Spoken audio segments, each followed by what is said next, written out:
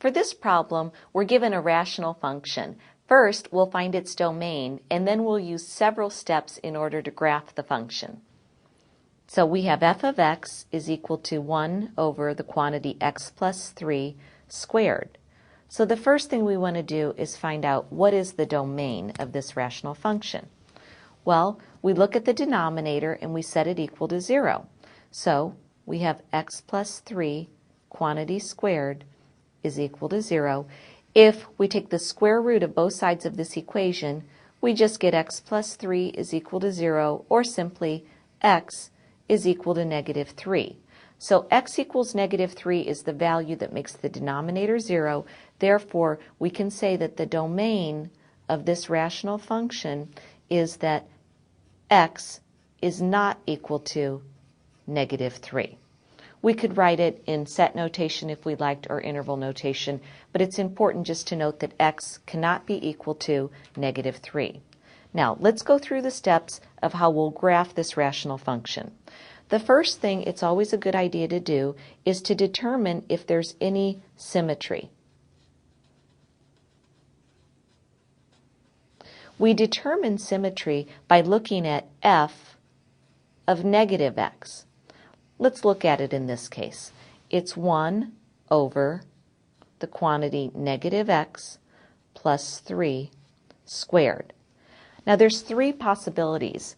The first possibility that f of negative x is exactly f of x, our original function. If that were the case, this would be an even function and it would be symmetric to the y-axis. That's not the case here, because if we distribute this negative x plus 3, multiply it by negative x plus 3, in the denominator it's not the same thing as x plus 3 quantity squared. The second possibility is that f of negative x is exactly the opposite of the original function. That's not the case here either. But if it were the opposite, it would be an odd function and it would be symmetric with respect to the origin. So in this case, there's no symmetry, and we'll just write that there is none. Now let's move on to step 2. In step 2, we want to find the y-intercept. We find the y-intercept by letting x equal 0. So that's just the same as finding f of 0, which in this case is 1 over the quantity 0 plus 3 squared, which gives us 1/9. So we know, first of all, that we have a y-intercept of 1/9. So let's go ahead and plot 1/9 close to the x-axis on the y-axis. Next, we'll move on to step 3. We want to find any x-intercepts.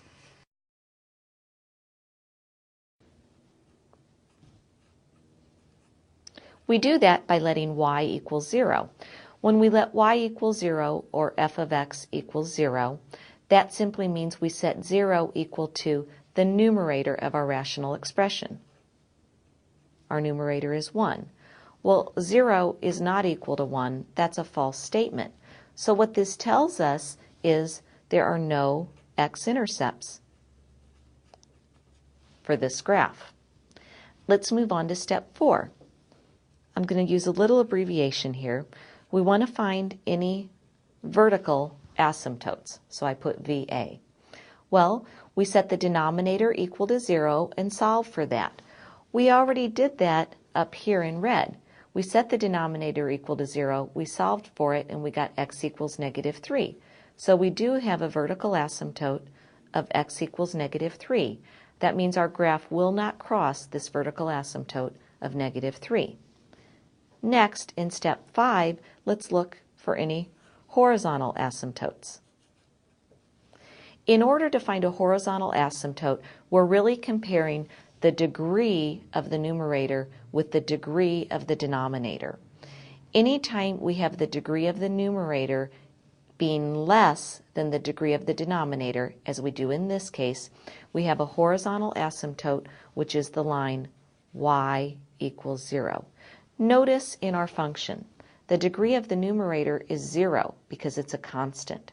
The degree of the denominator is 2.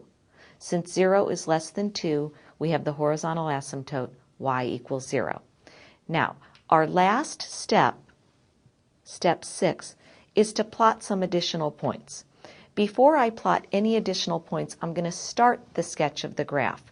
We've already plotted our y-intercept. We know we have a vertical asymptote of x equals -3. So let's draw that in here, crossing through -3 on the x-axis.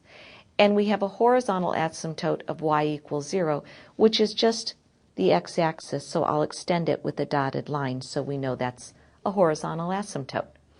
Now the question is, how do we finish our sketch here? What we need to do is we need to plot points between each vertical asymptote and each x-intercept. Well, we only have one vertical asymptote here and we have no x-intercepts. So we'll simply pick a point to the left of our vertical asymptote and a point to the right of the vertical asymptote. And we'll do that in a little chart down here. We have f and we have our function. We have x and we have our function f of x. So for x, let's pick a value to the left of our vertical asymptote. Since our vertical asymptote is at -3, let's choose the value -4 for x. If we substitute -4 into our original function, in the denominator we have -4 plus 3, which is -1. When we square that, it's just 1. Since 1 over 1 is 1, the function value is 1. So therefore we can say -4, 1 is a point on our graph. Let's pick one to the right of -3. Why don't we pick -2 for x?